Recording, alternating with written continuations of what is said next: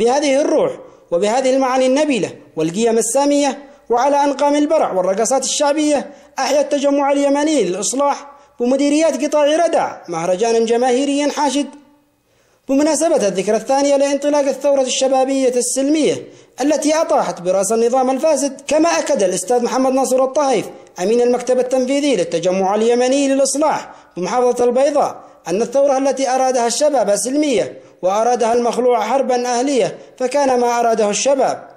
لقد أردناها بإذن الله وبعون الله ثورة سلمية، وأرادوها حرب أهلية، فكان ما أردنا وخاب ما أرادوا.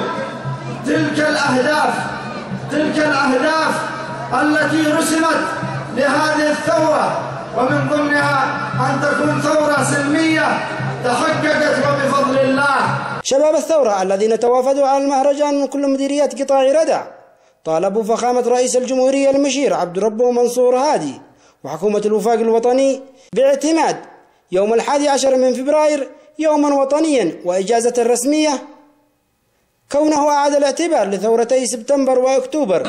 نطالب رئيس الجمهورية والحكومة اعتماد يوم 11 من فبراير يوما وطنيا وإجازة رسمية، لأن هذا اليوم أعاد الاعتبار لثورتي سبتمبر وأكتوبر. كما أكدوا على الوفاء لدماء الشهداء الذين ضحوا بأرواحهم الطاهرة في سبيل بناء اليمن الجديد والدولة المدنية الحديثة.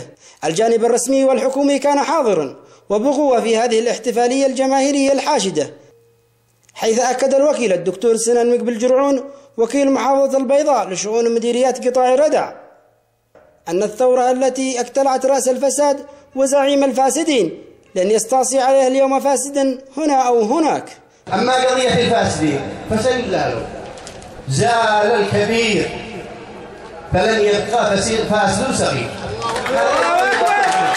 يجب أن يتأكد منها، يجب أن يتأكد الذي يتكلم عن الفساد لأنه راحل لن يكون هناك أكبر من رأس الفساد المراحل، فما دام رحل الكبير فنتأكد أن الباقي راحل. علي الطهيف، قناة سهيل الفضائية، مدينة ردع.